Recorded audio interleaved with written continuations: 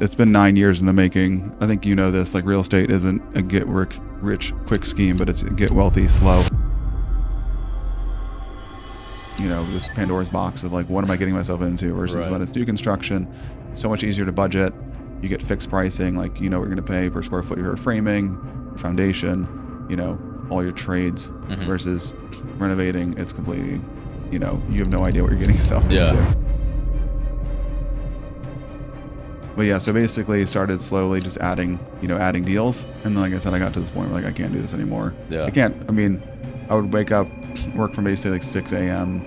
to like 8 p.m. I mean, yeah, every day. I'd work about like 6-7 days a week. So, oh yeah. I wish I had a mentor. I didn't. And I would have, you know, it would accelerate my timeline by like years. Right. And, cause what happened was, I thought fixing and flipping was the way.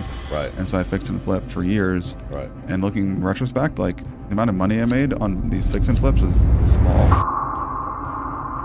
I was like, hey, I'm knocking on the house. Like, don't make me spend $1,000 on insurance. Like, okay. Yeah. And so $1,000 could have made you some money. I on would that have made one. great money, man. Yeah. If I had covered for like even like $100,000 and got burned down. Welcome to another episode of Pick Up the Phone podcast. I am your host, Josue Llanas. I'm the founder of GetsYou.ai. This is the first emotional, intelligent voice AI for real estate investors. It's not artificial intelligence, it's emotional intelligence. Today's guest is Jeff Sturman. Jeff Sturman has built an 8-figure business. Last year they did $13.6 million in revenue. They developed over 100 homes. They have a 40 million homes in development. We've done a gross revenue of 40 million in the past like 5 years or so. In the past 5 years. And you own over 8 figures of real estate with over 100,000 rental income. So, dude, just that's quite of an intro there, bro.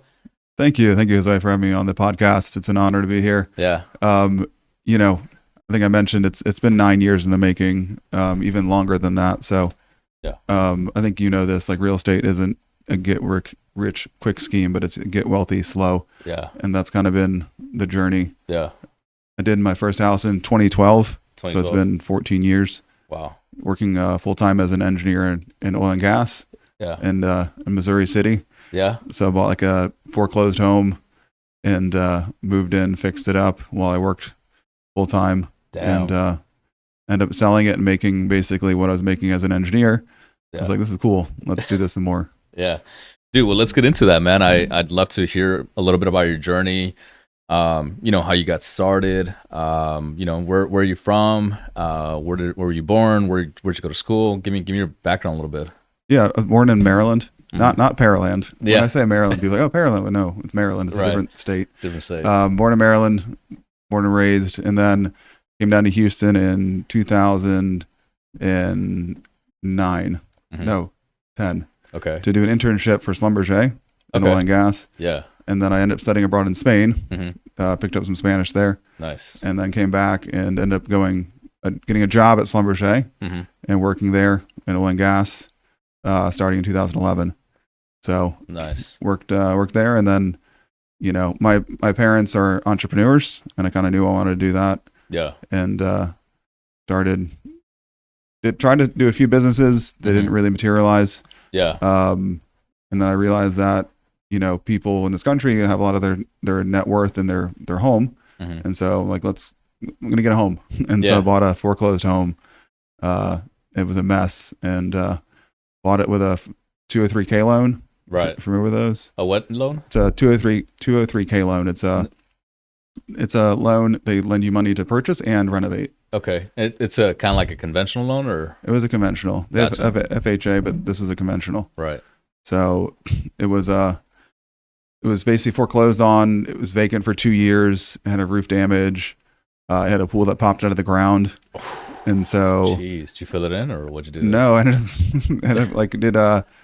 to put rebar staples because it cracked, but it popped even. Right. And so ended up doing a new concrete decking. Yeah. And so you would step up to go to the pool. So have you seen those pools that are like a foot out of the ground? Yeah. So that's what it looked really nice. Yeah. I did a new skimmer, pump, filter. Yeah. I don't like pools though, honestly. Like no. they're a pain in the butt. Yeah. Put like $20,000 into that thing. Yeah, it's not worth it. But yeah, so fixed up the house, worked, Yeah. and then started fixing up other houses that I didn't live in. And then basically the business grew where I was running about 10 projects and working full time. Yeah. And so I basically had to make a decision in 2018 Yeah. to resign at my engineering job. Got it. Cool. So, thank you for sharing all that. You shared a lot over several years, right? But I think there's a lot of things to unpack there, right? Number one, where'd you go to school at? University of Maryland, College Park, just north of Washington, D.C. Yeah. Okay, cool. Nice. Terrapin? Yeah. Nice.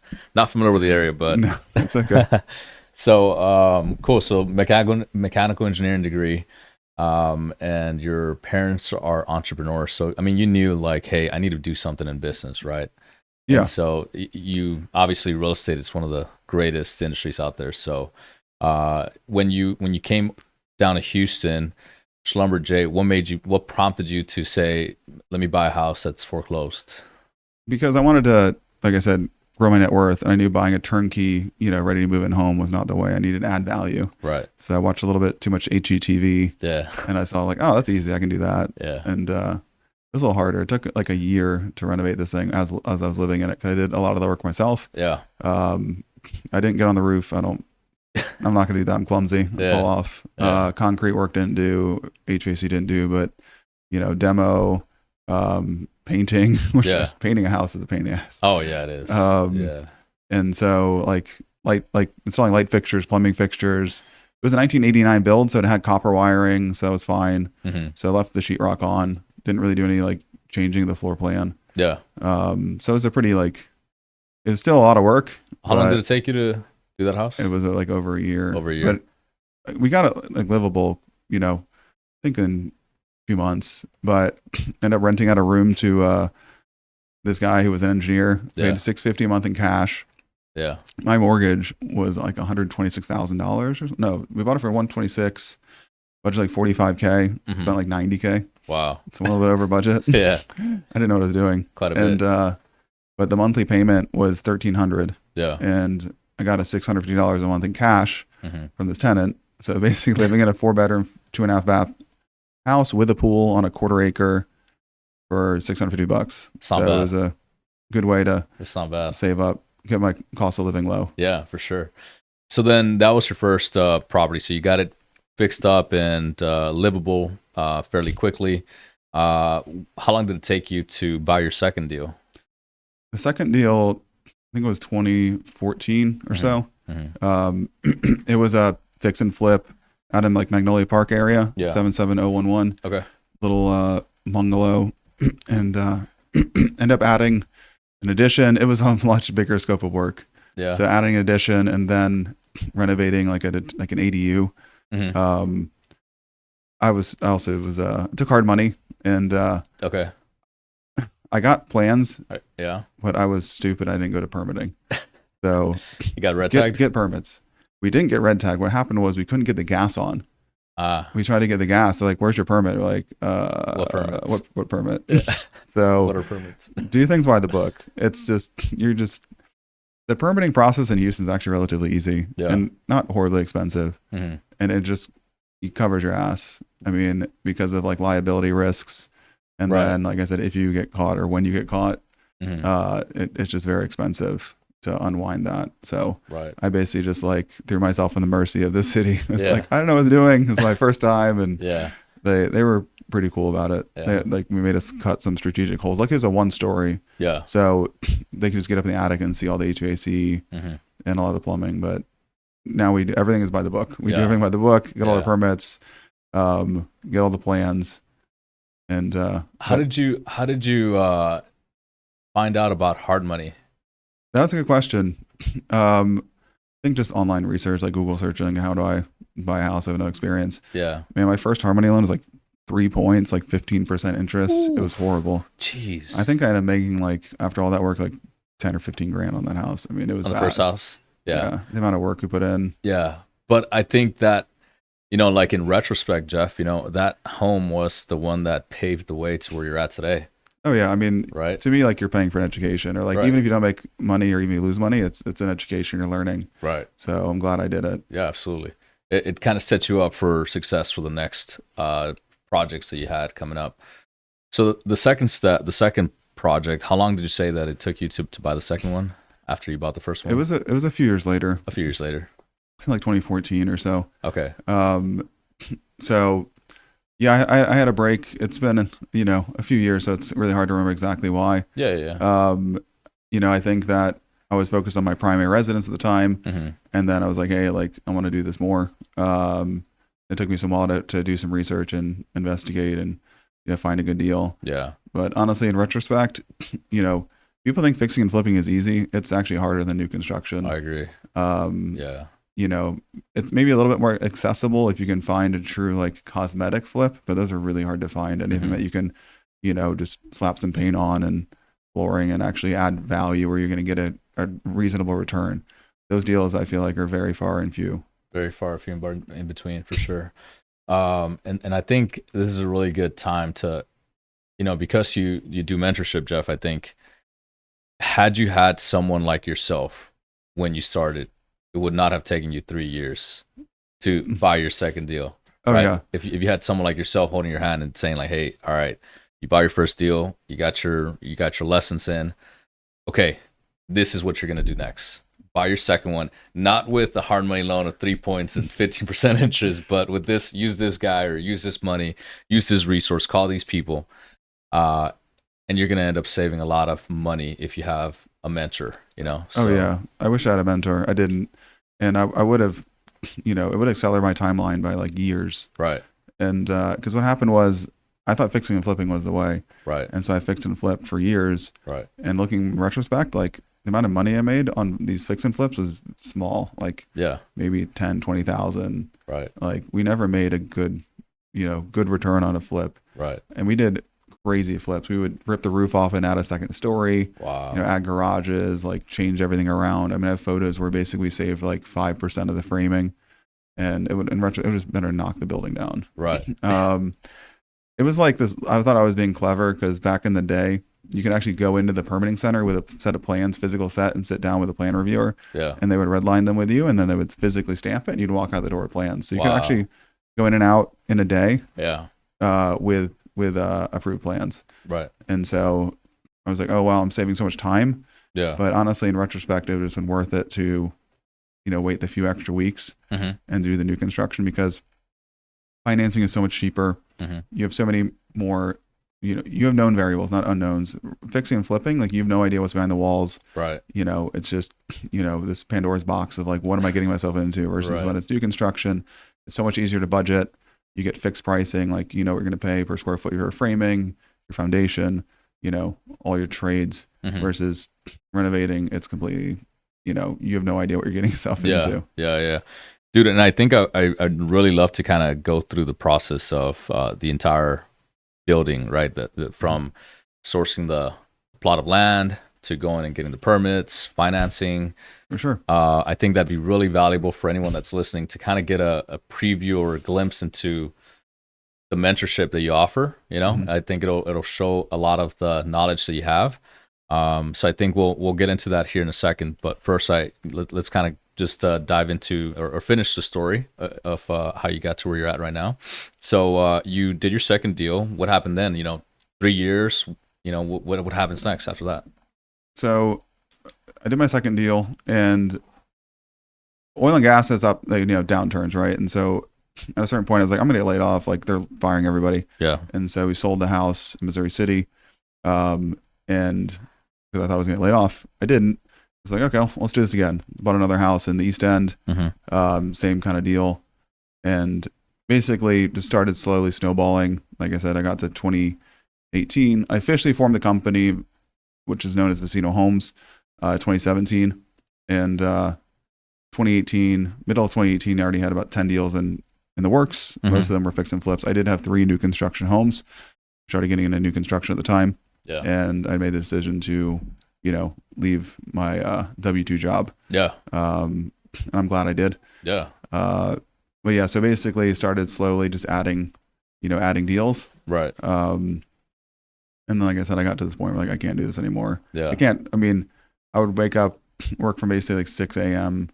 to 8 p.m. I mean, Yeah, every day. I'd work about like 6-7 days a week. How old were you at the time? So I'm 38 right now. This is 2018.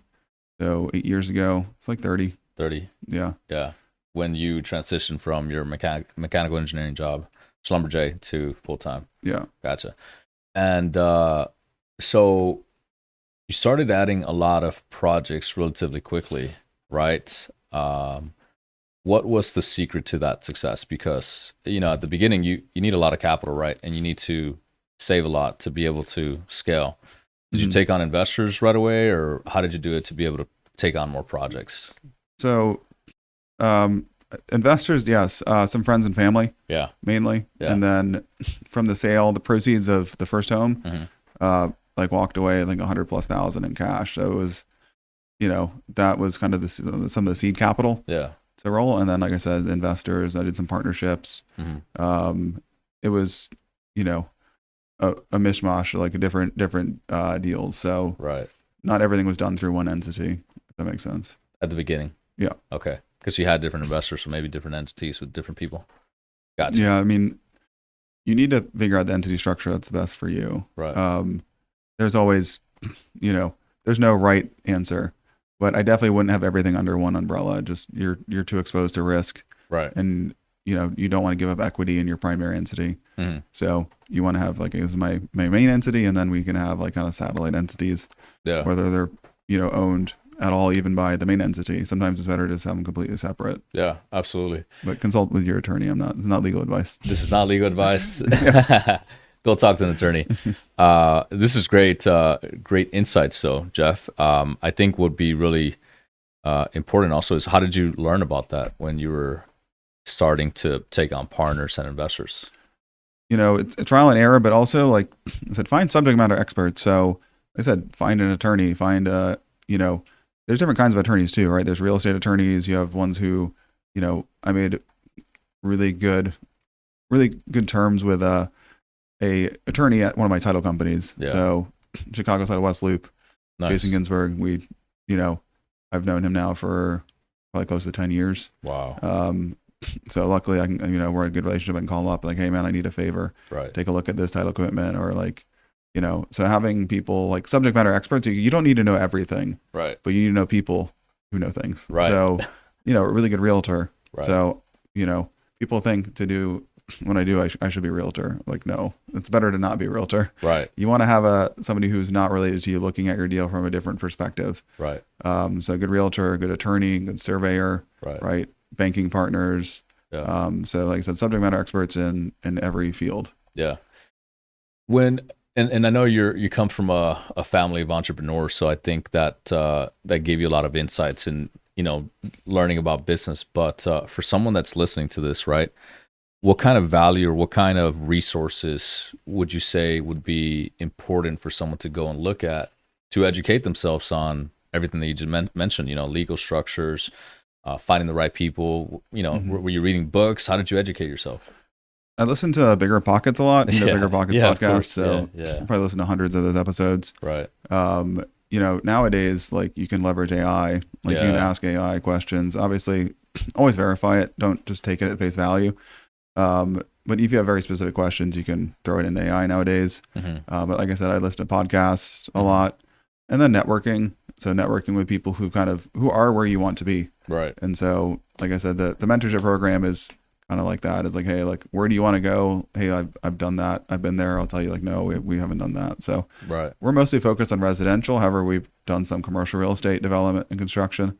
So, but the mentorship program that I offer is focused on residential real estate development and construction. Gotcha. So, but I think networking, like I said, listening to podcasts. Yeah. I've read books, the whole Rich Dad Poor Dad. Yeah. And those kind of things. Yeah. I mean, my family does, my dad started a company like 30, maybe almost 40 years ago in medical wholesale. So it's very different than residential real estate development construction, but it obviously has that entrepreneurial aspect. He started the business out of the basement of our old home. And like, I remember as a kid, like playing G.I. Joes on top of his like boxes of medical product. That was probably like thousands of dollars. But watching him grow the business and just, seeing the hard work that he put in, kind of inspired me. Was your mother part of the business also? She was. So my mom was a dentist. Yeah. I have 3 brothers, and so what happened was when she had my the littlest brother, she had to go ahead and basically resign from dentistry to take care of him, and then she started helping out my dad with his business, and she became the CFO of the business. Nice. Yeah. Power couple then, huh? Yeah. Yeah. That's So, amazing. No, I mean, I work with my wife, so she's Antonella Viarc Designers, so she's architect, interior designer. So it's working with your spouse or your significant other. It's a double-edged sword, right? Because work can follow you home, or work, and you need to make sure you have boundaries and you guys are on the same page, because you need to have that respect, because it can, like I said, bleed into your personal relationship. So it's finding that balance, making sure you're not always 100% on work. You also make time to focus on your relationship. Yeah, super important. Yeah. Jeff, let's dive into the new construction process. I think first we'll hear about your first new construction, and then we can talk about that. But first, let's take a quick commercial break here. If you're a real estate investor in Houston, Texas, you need to listen up. Andrew Fott with Renovo is the #1 lender with DSCR 30-year fixed loans. He can do 1 to 4 family. He can do 5 units plus. He can do commercial, anything you need. Andrew Fott is your #1 source for long-term financing. Right now, his current rates are high 5s to low 6s.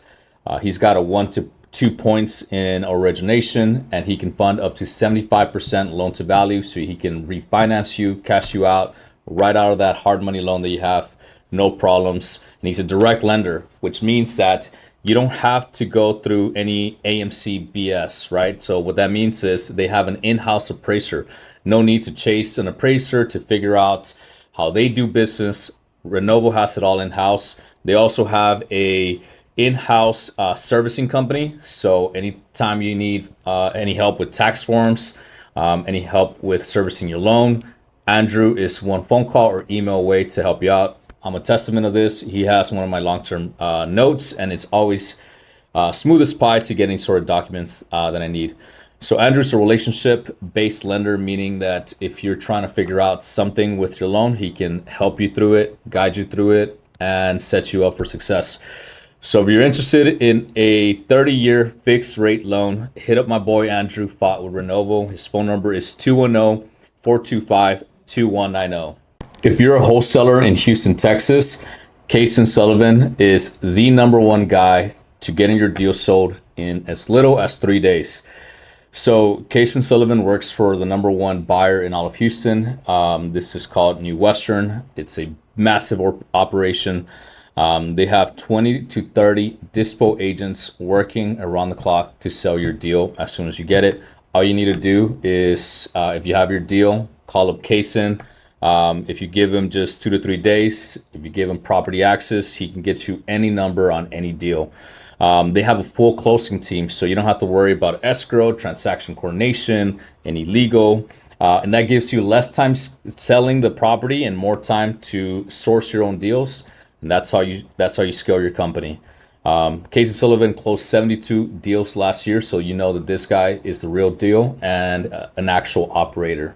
You can reach out to Kaysen at 409-527-1115. If you're a real estate investor in Texas, Natalie Basak with Black Label Title is the #1 title company for real estate investors. Here's why.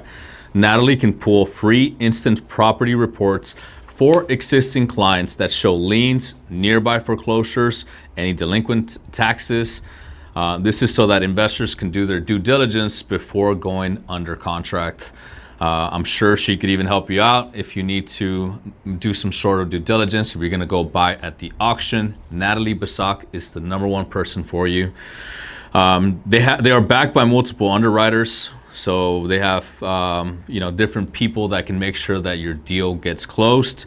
And I think what's really cool about them is that they do pass through A to B closings. This means that you don't need transactional funding. This alone saves you several $1,000s on every closing that you do. That is a double closing. So that means that you can use the B to C transaction to be able to fund the A to B no transactional funding needed. They're familiar with all investor transactions from assignments, double closes, novations, sub-twos, wraps, anything that's creative. Reach out to Natalie Basak.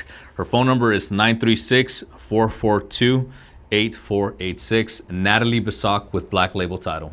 All right, and we're back. So Jeff, let's talk about your first new construction, man. How did that go? Overall, like, went well. I made a lot of mistakes. Yeah. So I took a lot of the money, the proceeds from the sale of the home, and I ended up buying a lot, a 15,000 square foot lot in 77011. Yeah. This is back when land was like $6 a square foot. Like, $6 a square it was foot. 6 to 9. It was like music closer to $9 a square foot. What year was this?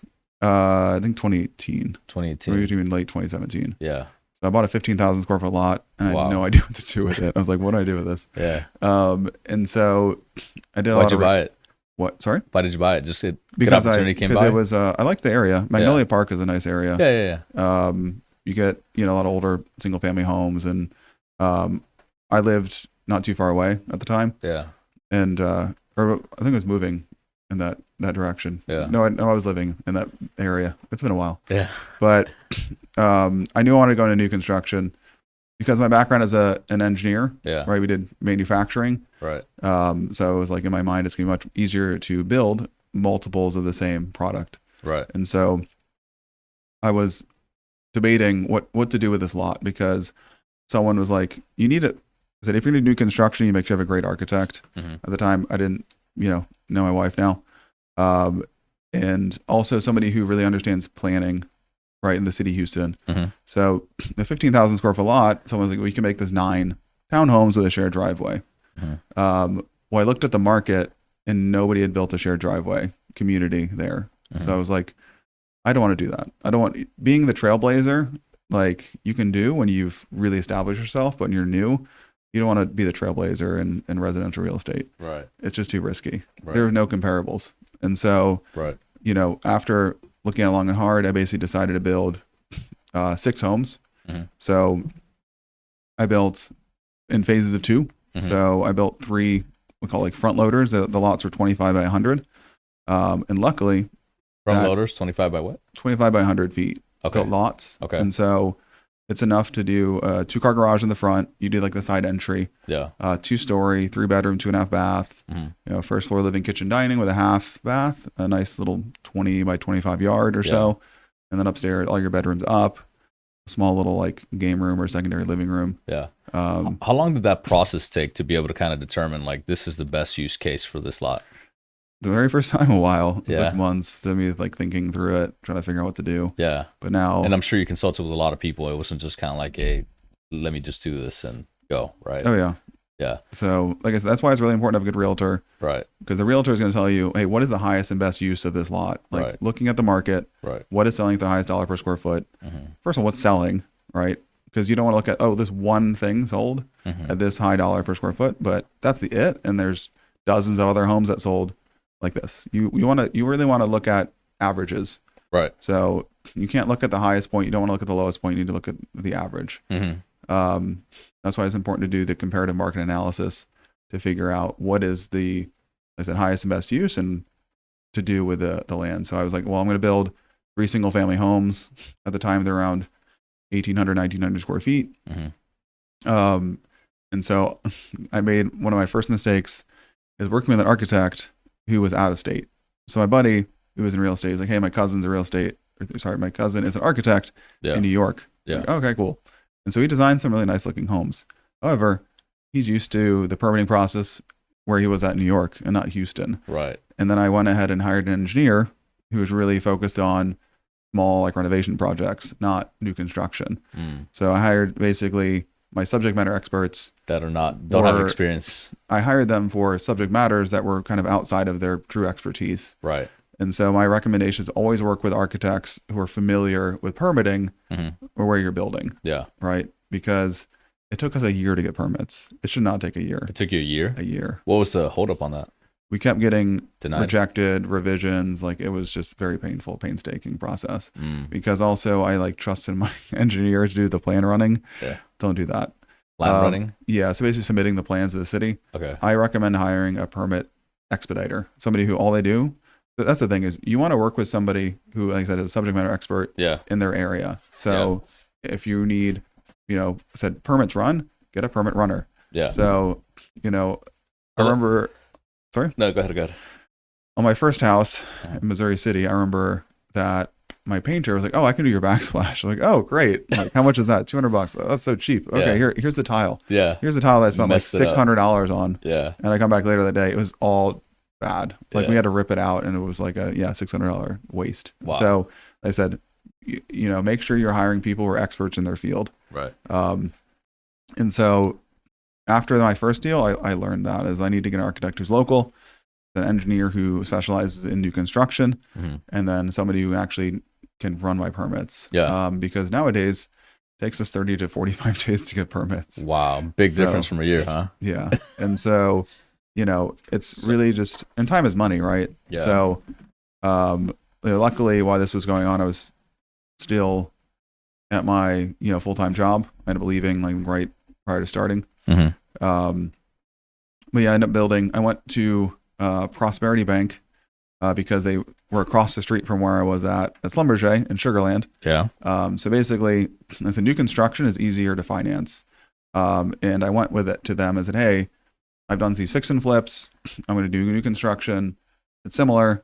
And they looked at me and they said, "Okay," like they basically, when a lender, whether it's a bank or hard money, they're going to underwrite the deal, right? You have to show the numbers and the person who's executing the deal. Right.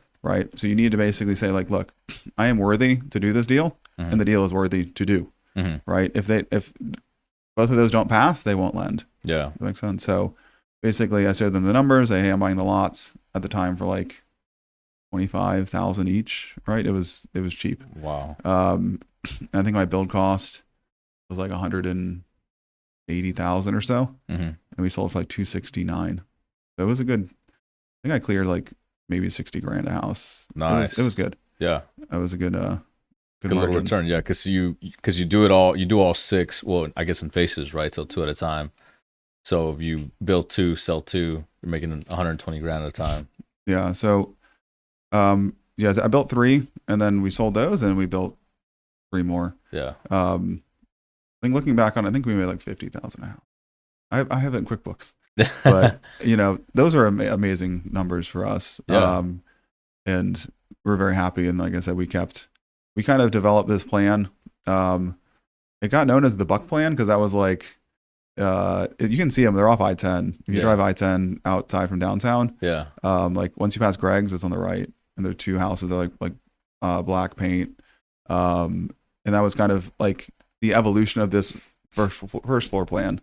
So we kept like evolving. And so when you get into new construction, like I said, you can go ahead and rinse and repeat. You find lots that are the same size. And so a typical city lot in this area is 25 by 100. It was great. You can just buy and build the same floor plan, but we always wanted to tweak it and make it look better and better. Right. And so that's what we did. And we ended up building like dozens of them. And it lets you like really understand your costs, really understand your processes and get them all down.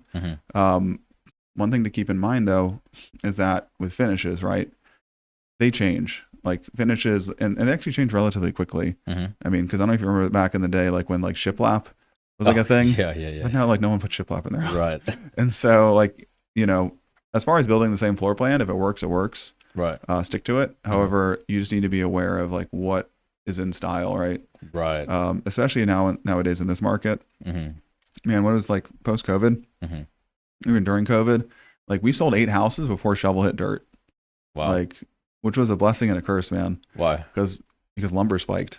And so we got 8 contracts locked in and then lumber shot up like 400%. And so, which translated to like a $20,000 to $30,000 increase or so per home. And that hits lumber. your profit immediately. Oh yeah. Yeah. There's ate up all our profit. Yeah. And so we honored our contracts. Like some builders backed out. They're like, "Hey, like this price, you need to pay more." Yeah. And, which, it's a legally binding contract. So we stuck to our contracts. We did have 2 buyers, like back out because I think their rate, they weren't able to lock in their rate. It went up to where they couldn't afford it. So they ended up backing out and we ended up increasing the price like 20 grand and getting under contract like within days. Wow. So But nowadays, man, like design, like having a really good architect and then a really good interior designer is a must have to sell. Yeah. Unless you're going that like super budget, if you're like in and around the loop and you're able to somehow sell stuff for under 300, Yeah. and then, you know, Doesn't matter. It doesn't matter. Yeah. What's your average sales price right now for the homes that you build? So we just listed 4 houses for 489,000. We got them all under contract. So that's where we're moving right now. So we're really focused in the first time home buyer market in the 300s and the like 400s, but we're getting out of that market. So we're just selling our inventory. What's the reason you're getting out of that market?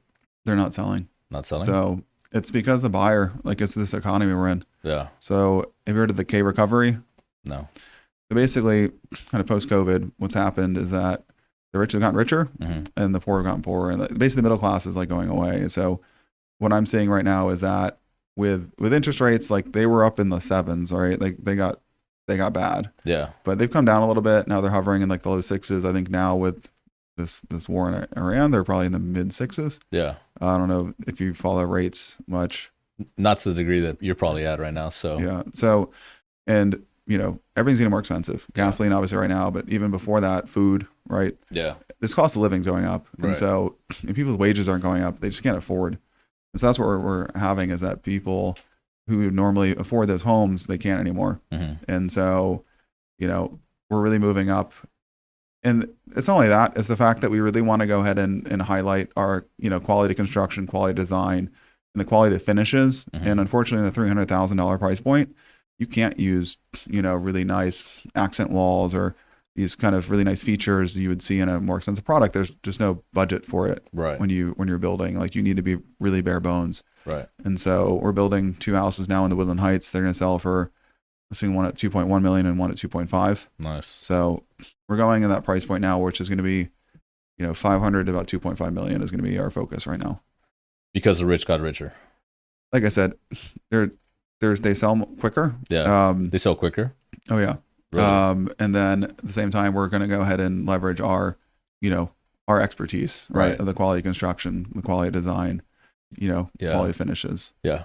So it makes sense. Like you're right now, the state of the market is that first time home buyers, because of everything and the economy that we're in, are not strong anymore. Right. So the higher priced now, have the capital to be able to buy the nice homes, and then you're also in turn able to make a better product, right? Yes, and correct. So, and also I'm assuming a better profit margin. Yes. Yeah. Profit's better in the higher price point. Yeah. And the other thing is, you know, with this inflation is that you're getting assets values are inflating. Well, who has assets? The wealthy. Yeah. So unfortunately, the people who, you know, working class people who are maybe renting, they're not benefiting from asset inflation because they're not participating in the stock market. They don't have property. And so it's the unfortunate truth, but we just I have to go ahead and do what's best for my company. And like I said, regarding, you know, where we can make the best profit. Of course. You know, and that's me talking from my point of view. I mean, there's definitely business cases, you know, I see people building out because we're focused on the loop in the inner loop, right? In and around the inner loop, right? That's what I'm seeing. I mean, I think they're builders who are building, you know, much further out, you know, building in the lower price points, and they're still selling because some people go out there for the schools, right? Better schools out there sometimes. Yeah. And your money goes further, right? Because the dirt is cheaper. Yeah. So there's, you know, business cases. I'm not going to say there's no business case for somebody building in the 300s. Of course. But for us, it just isn't a good fit anymore. Right.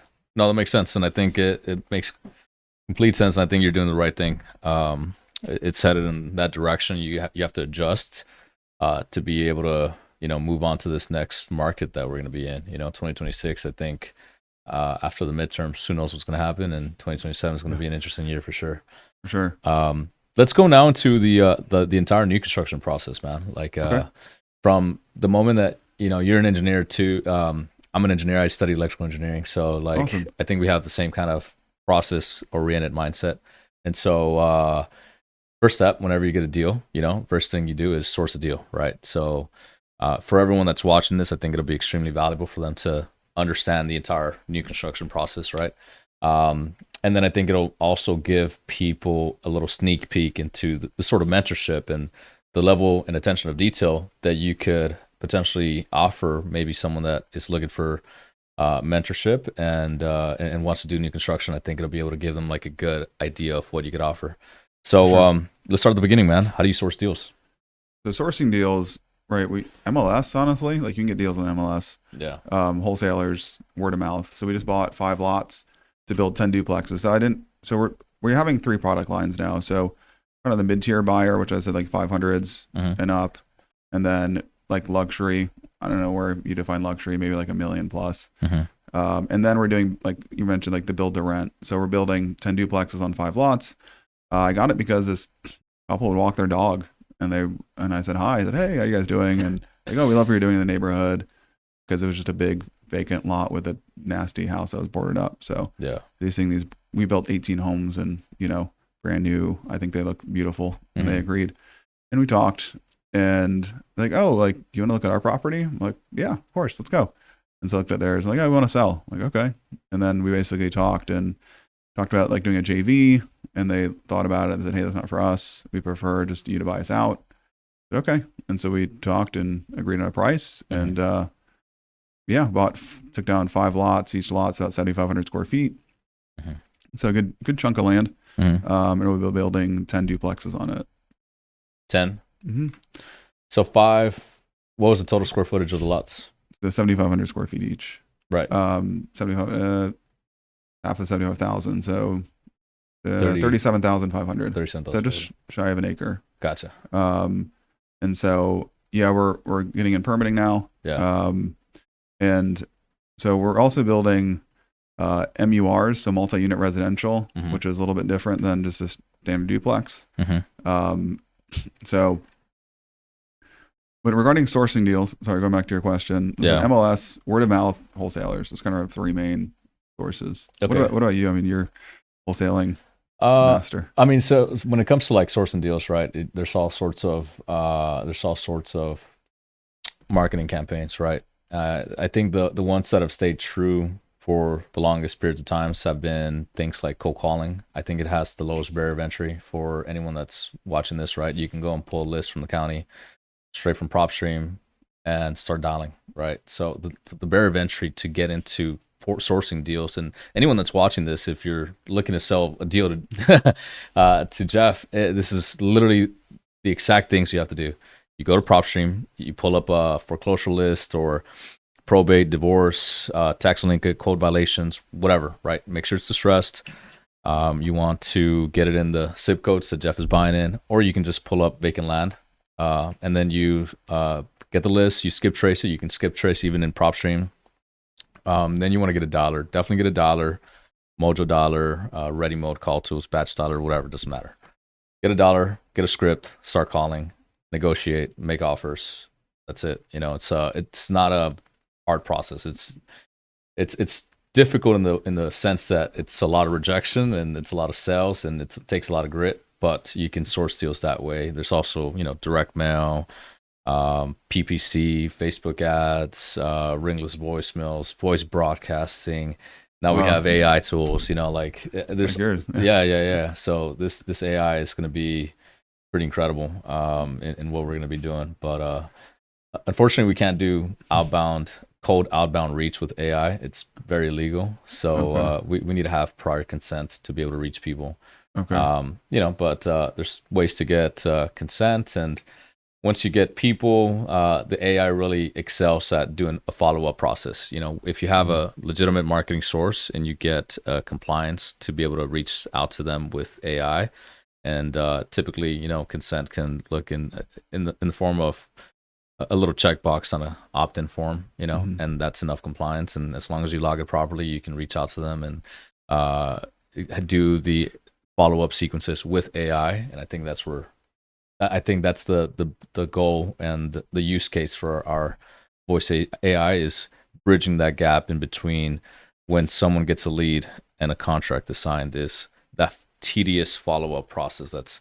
It's so easy when you're having like 1,000 leads that you have to manage to be able to call 1,000 people and remember the conversation with each one. Yeah. Right. It's mentally, you're not capable of doing it. So voice AI will be able to go in and remember. The AI remembers the last 3 conversations that it has. it remembers when it needs to call them, and it calls them on that date. Wow. No ifs, ands, or buts. That's amazing. Yeah. So, I mean, even I forget to copy even if I have a reminder and a calendar, I still forget. So AI is not going to drop the ball there. No, and then doesn't have to overcome that barrier of like, because I've actually cold called. Yeah. I hate it. Sorry. I hate cold calling. Yeah, it's tough. I used to like drive for dollars. I would just drive around and like take pictures of lots and like try to like look people up. Yeah. And yeah, I'm not a fan. Yeah. So hats off to you, and way to go. Creating the AI is going to make it so much easier. Yeah. But we just let the wholesalers do that work for us. Yeah. And then come to us with the deals. And you're happy to pay. What's the biggest wholesale fee you've paid? I think I paid like 40 grand. 40 grand on one deal. Amazing. Yeah. Yeah. And it still worked out for you, right? Yeah. It's Yeah. money. Yeah. You know, more in line is usually like 10 to 15, but For sure. no, I mean, no, I definitely see the value that wholesalers add. They go ahead and, you know, get they're supposed to get it, you know, ready to go. Yeah. Right. Yeah. You know, we've had some wholesale deals where like title couldn't like actually be delivered clean. So we had to go ahead and, you know, bust out, but we've had good experience with wholesalers. It's amazing. Where are you buying? So yeah, that's so watching right this. now we're focused on Independence Heights and kind of Woodland Heights, non-historic. Okay. So we're building, like I said, 2 houses. They're gonna be in the market. One's already coming soon, but they'll be finished in a few weeks. Just bought 2 more lots. So 77009 on the west side of 45. And then we're also at 77018, 77022. That's the Independence Heights area. But we want to be south of like 36th. So south of the tracks. Ideally west of Airline. Okay. Because there's like, okay, zip codes are big. Yeah. Like some zip codes, like 009, for example. It's huge. Right. It's night and day. Like, Yeah. so if you're west of 45, like you can sell a house for $2 million. If you're east of 45, you're going to sell a house for like $400,000. So, Huge difference. on a 5,000 square foot lot. Yeah. I know, cause I've done it. Yeah. And so, like I said, we're also doing 77007. And then I'd love to build in like, you know, Montrose. It's hard to find lots there. Yeah. Like there's some areas where it's just finding lots is tough. Right. So, which is where wholesalers would come in. Like, Yeah, absolutely. so I'd love to get into like 019, and like that Montrose area to do some nice like high end spec. Yeah. But like I said, finding lots can be challenging. Absolutely. Which is why if you're a wholesaler, you got deals in that area, please let me know. Absolutely. Yeah. Cool. Let's continue with the new construction process. Before we continue, let's take another quick commercial break here. Guys, if you're doing business in Houston and you don't have a great title company, I highly recommend you guys to use Natalie Murillo with Black Label Title. They were awarded the best title company in 2026 by Houston Latino Magazine. But I think what's truly impactful of working with Natalie is that her title company can do pass-through funding for A to B closings. If you're an investor, this is very important to you because it means that you don't need to have your own funds to be able to finance an A to B closing on a double close. You can use the funds from the C to B to fund A to B transaction. If you don't understand what that means, reach out to Natalie. She can explain it all to you. More importantly, you can make a very big assignment fee without your buyer or your seller finding out what that fee is. So it's a great opportunity to get with a investor-friendly title company. They also do blind HUDs, assignments, novations, subject to wraps. And so they close in all Texas counties, right? So they can do e-signing. You know, you don't even have to have a closing in the title company, right? They do CE classes. Listen, guys, if you're wholesaling or you're investing in Texas, you need to call Natalie Murillo with Black Label Title. And the link for Natalie is going to be in the show notes. So the number for Natalie Murillo is 936-442-8486. Make sure you mention Josue Llanas with Pick Up the Phone Podcast. If you're a real estate investor anywhere in the United States, you need to listen up. GetHardMoney.com is a free platform for real estate investors. You can find local hard money, connect with the lender directly, request term sheets, and chat all in one single place.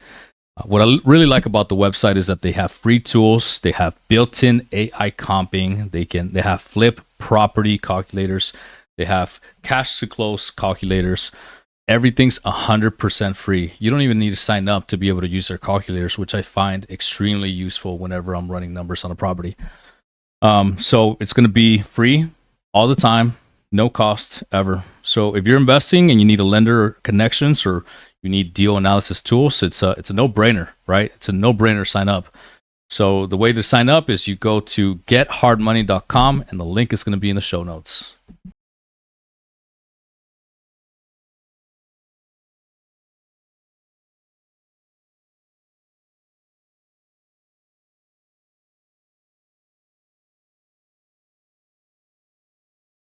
If you're a nationwide real estate investor, you need to go check out gethardmoney.com. Gethardmoney.com is the number one place to find local hard money lenders. You can connect with them directly. You can request term sheets. You can chat all in one single place. The coolest thing that I think about gethardmoney.com is that you have free tools built in, AI comping, you have a flip profit calculator, cash to close calculator. What's really cool about it also is that it's 100% free. You don't have to go and buy anything. You can sign up. You can use all the tools that they have. They have tools added there all the time. No cost ever. So if you're investing and you need lender connections, this site works nationwide. If you need deal analysis, this thing is a no-brainer. There's no cost to sign up. It's just free value, free connections to any real estate lender out there. So go sign up, gethardmoney.com. Cool. And we are back. So Jeff, let's I know we're limited here on time, so let's kind of wrap up as much as possible. The new construction process, sourcing deals. What's the next step after you source a deal? So after you identify the deal, obviously you have to get under contract. And so having a realtor who can write up a good contract for you. I mean, I've gotten to the point where I can write up my own contracts, but I'd rather have a realtor do it because they won't make I can make mistakes. I mean, anybody can make mistakes, but realtors, like I said, are the subject matter experts. So they should go ahead and be able to write up a good contract for you. Yeah. And then you need to find, how are you financing the deal? And so are you going to go ahead and buy it cash? Are you going to go ahead and use, private money or hard money? Or are you going to use a bank, right? You take debt. And how, like, your capital stack just to acquire the land. And so typically it's a combination of debt and equity, right? It's very rare to get 100% debt. Right. I've done it, but it's not very common. Yeah. So the only reason you've done it is because you have a great track record. Relationships. So typically, like when you're just acquiring raw land, they're going to want more equity. So, you get hard money lenders that are like, we'll lend 90% loan to cost, right? Land, it's typically like 75 is like kind of the max. With hard money? Yeah. Okay. And a lot of hard money lenders actually won't touch just raw land acquisition. Yeah. There is a loophole. The loophole, it's not really a loophole. It's just like a caveat. They will go ahead and finance land if you already have plans. So if you already know exactly what you're going to build on it, they'll basically do an appraisal of the value of the future state, right, with a finished home on it, and they'll lend on that. So they'll lend on, basically they'll do what, like LTC, loan to cost and loan to value, based off the appraised value of what you're going to be building. And this is with a hard money lender? Yeah, hard money or private money. Okay. And banks will do that too. Banks, okay. But typically, with these high-end luxury homes, like, we're not copying and pasting. So we're going to have to build something unique. Right. So we typically just take down the land first. Right.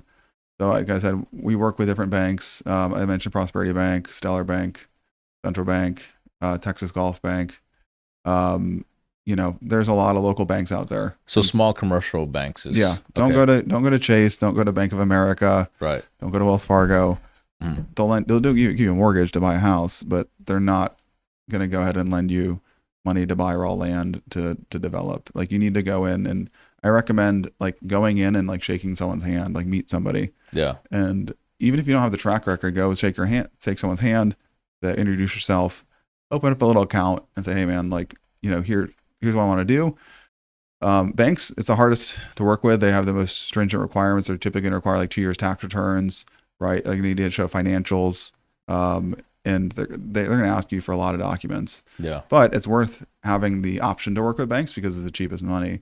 Like, you can pay like 7% versus, like I said, I mean, my first I paid 15%. Yeah. Right now, hard money, I mean, you can get it if you have a good track record, like 10% or under. Right. But you have to have that good track record. And with a small commercial bank, you said it'll be around 7%. It depends. It's based off of Wall Street Journal Prime Right. plus a margin. And so prime rate right now is 6.75. Hopefully it comes down some more. So they'll mark it up like 0.5%. Some do a quarter. Some will do prime if like you're really, really lucky. But typically a quarter to a point, depending on the spread, depending on the bank. Yeah. Some banks are bigger than others. And then what kind of LTC do they do? Okay, so loan to cost with these banks on the vertical construction would be 75-80%. Okay, so you still have to bring 20-25% down. Yeah, so hard money guys will go up to 90 typically. Right. And so, like I said, when you're buying raw land, if you have the plans, you can go right to that private money or hard money lender. And then if you don't, like I said, you want to do the land acquisition. Yeah. You know, you kind of need to make sure you put your feelers out there, because finding people who just lend on raw land is hard. But there are people out there. Like I said, we just closed a deal, the 5 duplex deal with Texas Gulf Bank. They lent us, 70-75% of our purchase price. Yeah. So it's, like I said, I think if you're first time going to them, like if you're going to want to work with a bank, maybe you say, hey, look, I'm going to be first time. I'll do 50, but like I said, if you're taking down $500,000 lot, that's $250,000. So you always want to make sure, like I said, you have a combination. I always do debt and equity. Right. And so I typically do what's called an SPE, or special purpose entity. Like I said, this is not legal advice. Yeah. I'm telling you what I do. Yeah. And it's a limited partnership, typically, me acting as a general partner, and I raise capital from like friends and family who act as the limited partners. And so they're limited as far as liability. So they're only exposed to the liability of the amount they're investing, versus the general partner has unlimited liability. And then they also really, like, based on your operating agreement, typically you can't do anything. So if you're going to go ahead and do anything besides like a solo member LLC, you be very careful about your operating agreement. Like, don't use LegalZoom, like talk to a lawyer. Even AI, like I would still not really have AI write your operating agreement, because, you can go ahead and make mistakes. And so make sure you have an attorney who specializes in the entity that you want to make. Because everything is fine until it isn't. Right? If there's problems, you don't have anything in your operating agreement that specifies how to solve that problem, it can easily lead to a lawsuit, which can be very expensive, very timely. What is the biggest liability when it comes to building homes? What would you say is the biggest exposure? That's a good question, because honestly, we have to carry general liability insurance. So I have $1 million, $2 million coverage. Every project we do has that builder's risk insurance, right? Right. So honestly, as far as liability, like, if you're doing it right, you should be covered. So I have a story. Someone burned down one of my homes. Wow. Luckily, it was a home I was planning on demolishing. Yeah. So it worked out. So you got insurance proceeds from it? No, because I didn't insure it. That was my problem. And so I was really short-sighted in the fact that I was like, well, why do I get insurance on a home that I'm going to knock down? Right. Makes no sense. Right. And so I didn't get insurance. Yeah. And the lender was okay with it. Yeah. And then what happened was I got a letter from the City of Houston Department of Neighborhood saying, hey, your home was in violation. We had to do an emergency demolition on it. Pay us $16,000. I'm like, wait, what? And so I had no idea what happened. All I know, I drove by the lot, the house was no longer there. So I was like, okay, well, something happened and the city demolished it. And so I ended up like requesting a hearing. And so I go to this hearing in front of this like big panel. Yeah. And I actually end up Zooming, like attending via Zoom. And they're like, why aren't you here? I'm like, was I supposed to be here? Like, yeah. Like, okay, I've never done this before. I don't know what I'm doing. Yeah. And so they like showed, like they actually had like, it was like a jury like trial basically. And so they presented evidence. Somebody broke into the home and basically set it on fire. I think it was like, I think someone who was doing drugs broke in and actually lit a fire. Right. And I was like, look guys, like, I'm so sorry. I didn't know, we take full responsibility. However, $16,000 is very expensive. Like I would have gotten it demolished for like 6. Yeah. Like, can we do 8? And they're like, we appreciate what you do for the community, building homes, but pay us $16,000. So like we're putting a lien on the property for that amount. I'm like, okay. Yeah. And so I end up paying $16,000. So even if you're knocked down the house, get insurance. Get insurance. So always get insurance. Great lesson. And typically the lender does require it. Like I had a good relationship with the lender. I was like, hey, I'm knocking on the house. Like, don't make me spend $1,000 on insurance. Like, okay. Yeah. And so $1,000 could have made you some money. I on would that have made one. great money, man. Yeah. If I had covered for like even like $100,000 and got burned down. Yeah. I've had 100 G's. Yeah. Get Yeah. insurance. Yeah. It's a very small price to pay. Cool. So, Jeff, just so we can continue, we sourced the deal now. We got the contract. We got the financing in place. What's next after that?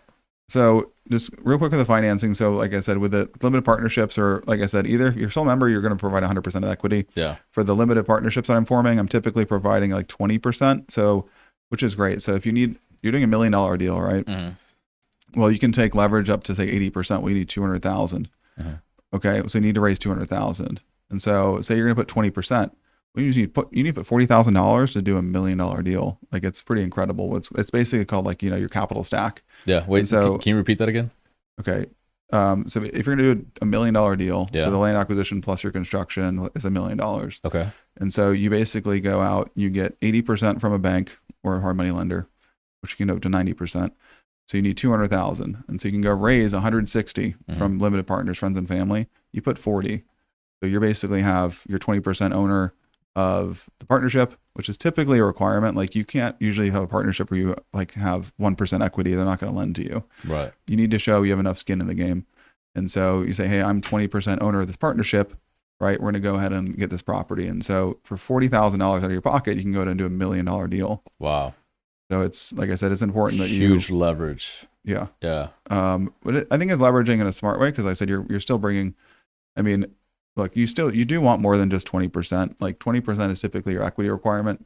So you want to have cash reserves. You want to have carrying costs set aside. So with the students, I go through pro formas and make sure we understand, okay, here's your hard cost, here's your soft costs, here your carrying cost, closing costs, to make sure you take into consideration all those costs. 'Cause a lot of people look at, okay, what's my acquisition? What's my build cost? What's my sales price? Okay, there's a lot more than just that. Yeah, there's a lot of holding costs, taxes, utilities. Taxes. I think we paid like 150 G's in taxes in January. Jeez. So what about so you also, like, on a $1 million deal, what would you say is the amount of reserves that you need to have on top of the 40K? Well, the 40K is what's coming out of your pocket. Right. So typically, reserve wise, I mean, man, at least 10%. And so another 100K. Reserves. I mean, it'd be like, you need to look at the deal, right? It just depends. If it's something you've done multiple times, then you should have really high confidence level in what you're going to spend. Right. If it's a deal you've never done before, you want to have higher reserves. Right. And if it's like a market that you don't know, you want to have higher reserves. Yeah. So depending on the market conditions and that kind of thing, you obviously don't want to have an extra $500,000 just sitting in the bank doing nothing. Right. So in the partnership agreement, you need to make sure you have a clause about capital calls. They're not fun. You don't want to do capital calls, but if you need to do them, you need to do them. So capital call is basically saying, hey guys, like, we need more money. So everyone needs to pony up.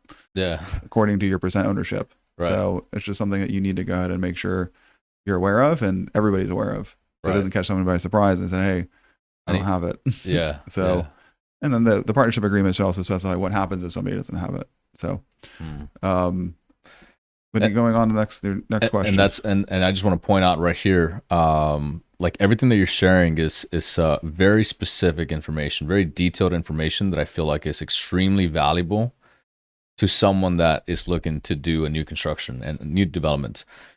Because the problem is that whenever you're doing anything, you don't know what you don't know. Yeah. Everything you just mentioned is things you probably found out by doing it. Yes.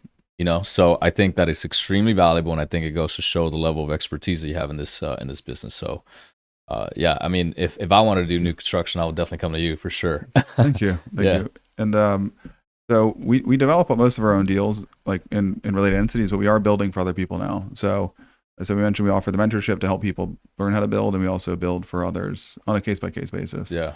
But basically, one thing we didn't talk about is due diligence. Right. Due diligence is so important. Right. So making sure, like, okay, I got the property under contract, I have the financing. We're missing the most important part is the due diligence. Because the due diligence can kill you.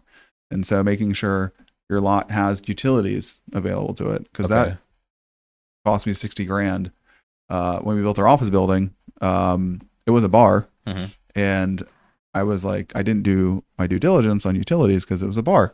They're gonna have water, they're gonna have sewer, they're gonna have light. Come to find out, the toilets were plumbed into the stormwater system. What? Yeah. And so basically, because you have to go to the city, it was called, you request a wastewater capacity reservation report. It says, hey, connect to this water line, connect to the sewer line. And they said, hey, you don't have sewer. I was like, I went out and said, like, no, we have sewer. This is a bar. And so we literally had to go to the plumbers, go out and pour like water with tint in it down where the toilets were. Yeah. And it came out the stormwater line. We're like, oh shit. And so we had to cut the street up, close it down, like 60 grand. Like I got quotes from 60 to like $150,000. Holy cow. And so having to extend the city utilities is extremely expensive and can kill deals. Right. So you need to make sure you understand, do you have water? Do you have sewer? Light is easy. It's going to be free. CenterPoint has the responsibility to get light to your property. Yeah. But one thing that can be a killer on deals is not planning. I've seen people where they built a house and said, hey, we're ready for power. And like, hey, we can't get you power. We're going to put a new pool in. And like, okay, great. How long is it going to take? 16 weeks. Like, but I'm done. I need it now. Like, we'll get to you in 16 weeks. Yeah. So you're just sitting there for 4 months or so, Holding just costs. waiting for CenterPoint to come out and put a new pole down to hook your house up. Right. If you have to move CenterPoint infrastructure, they'll do it at a cost. And so I've had to move CenterPoint poles before. It's like $5 or $6 grand. Yeah. So I like to go underground to the pole. Some people go overhead. It just depends on the site and the project. But it's a due diligence. So it's not only utilities, but it's also understanding the setbacks. The standard city setback is 10-foot building line, 19-foot garage building line. However, if you're on a major thoroughfare, that can go to 25, 50 feet.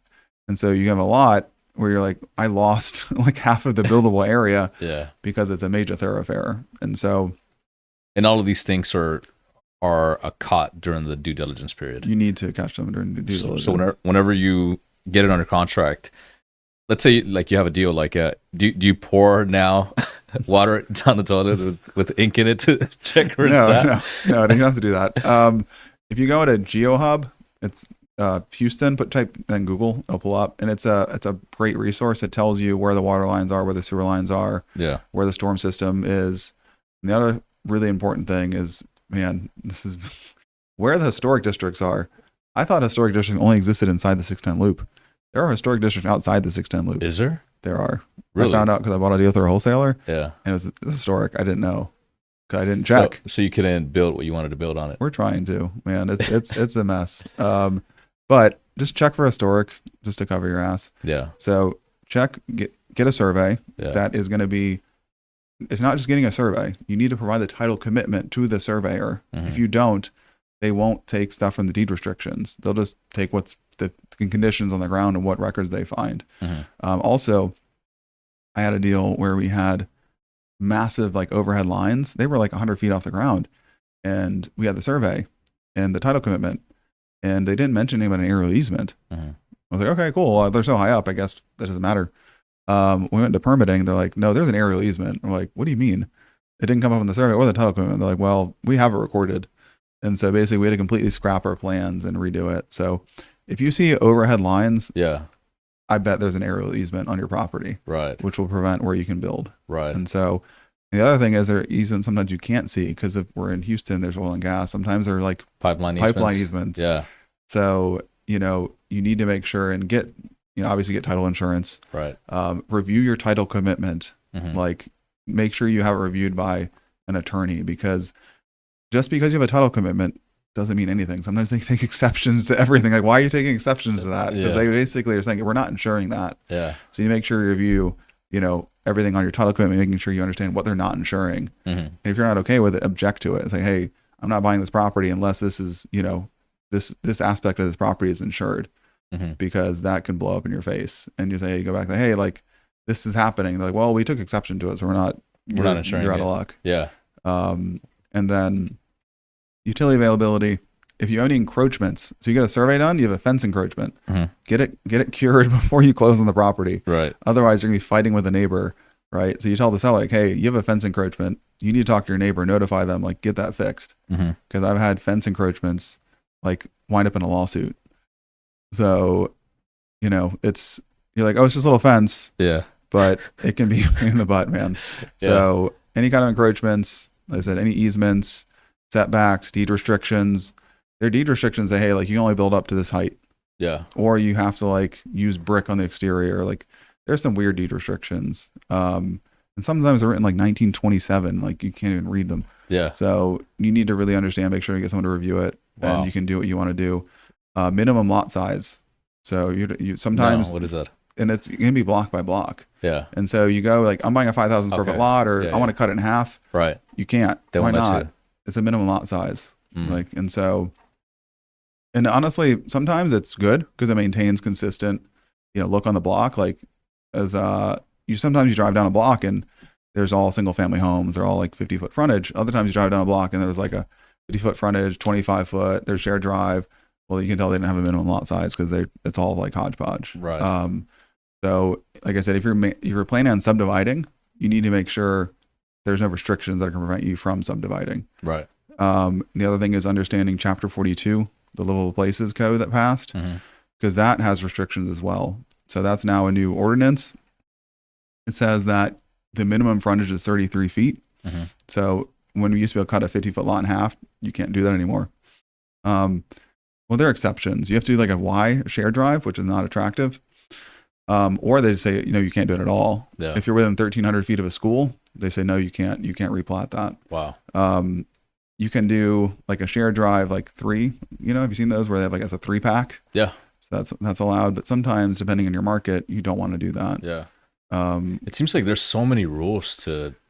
There's a lot of like, landmines you can step on. There's a lot of nuances, right? Yeah. I mean, I've stepped on a few. And so sometimes, and it's learning by experience. Right. We had a situation where like the city wanted us to extend the water line, and like, we had water going by our property, which we cut into 5 lots. And they're like, yeah, but the water line only goes this one lot. You need to extend it. Right. We're like, well, why can't we just do an easement? And like all the meters, like, no. And they want to charge us like, we talked to our plumbers, and like $100,000+ on house we were building to sell for $250,000. Yeah. And so we would have like, there's no way. So sometimes if you get told no, sometimes you can push back. Right. Some people think like a no is a no. Yeah. Like sometimes a no is like, you gotta, like the city, you can talk with them. They'll work with you. I mean, you're like, hey man, like I'm trying to add value. You're trying to add tax dollars. I mean, you're like, hey, I'm building these things. It's going to add, revenue to the city. Yeah. So, going down to the city and talking with them can help. So if you just get a no, don't take that as 100% no. Like, hey, like, okay, let me see what I can do. So sometimes having, like I said, a permit expediter who knows people, who can talk to people. Right. Or like I said, going down to the city, scheduling appointments with the planner of the day. Yeah. It's not an easy process, and there's no guarantee you're going to get that no turned to a yes. Right. But some people are going to know, and they're like, well, I can't do that. Yeah. There's some flexibility. Right. I feel like we've just now scraped even just the surface level of how nuanced and how detailed new construction, new development can be, and I feel like there's so many unknown variables if you don't have experience. I think you're talking about now, we spoke at the beginning about unknown variables in fix and flip versus in new developments. And I think there are unknown variables if you don't have experience. I think once you gain experience and you hire a mentor, you could have all of these known variables now. But I feel like this is going to be, Jeff, we're going to have to get you on this podcast again, man. No, let's come back. This is amazing. I really enjoyed it. Yeah, I think it'd be extremely valuable to maybe have a follow-up podcast for everyone that's watching. To be, I can see also you're very passionate about it, and I think you love talking about it, and I think we can kind of break down the entire process from beginning to end and just talk about all of the nuances and offer a whole lot of resources and a whole lot of information, a whole lot of value to anyone that's watching out there. And I think, even with just watching this, they can go and kind of have a good understanding. And then whenever someone's actually ready to move forward, based on everything you've told me, I would not do a new construction now. Without hiring a mentor. Yeah. It seems like there's a lot of landmines there. No, there is. And I did forget one I want to mention is flood, because we're in Houston. Yeah. You need to know if you're in the flood zone. Yes. But no, I mean, like I said, I have like 1 or 2 spots left for the one-on-one mentorship. And we also do a master class for people who want to start, but aren't actively building, because the mentorship is basically adding fuel to the fire that you already have going, right? You already have a business. You're already actively, in real estate developing or building. Right. The master class is like, I've never done a deal. I want to go ahead and we walk through a deal. It's a 4-month long class. Okay. We meet once a week for 4 months. So cool. it's you follow the construction of a home. We talk about looking at it from a developer perspective, looking at it from a, the builder perspective, and looking at it as the entrepreneur business owner perspective. Amazing. So, but yeah, let me know when we can come back and Absolutely, continue the conversation. bro. No, yeah, we'll definitely have to put it on the book very, very soon because there's so many questions that I that I need to ask still, and I think that a lot of people would benefit from hearing. But unfortunately, I think we're running out of time right now. But we've spoke a lot about everything new construction, new development. How can people find out, even if they have a deal they want to sell you, or if they want to know about your mentorship program? How can people reach out to you for anyone that's watching? Yeah, I mean, you can hit us up on DM at Vecino Homes. We can, I'm not good I have a professional social media manager who manages and responds. Yeah. I mean, you can try mine, which is at Jeff the Builder. Yeah. I don't check my messages that often. Yeah. Or you can email me. It's jeff.sturman@vecinohomes.com. Yeah. Cool. Man, well, thank you so much for coming out here, man. I really enjoyed this podcast, and I'm looking forward to the next one, man. Yeah, me too. Thank you. Thank you so much for having me. Absolutely. Thank you. All right.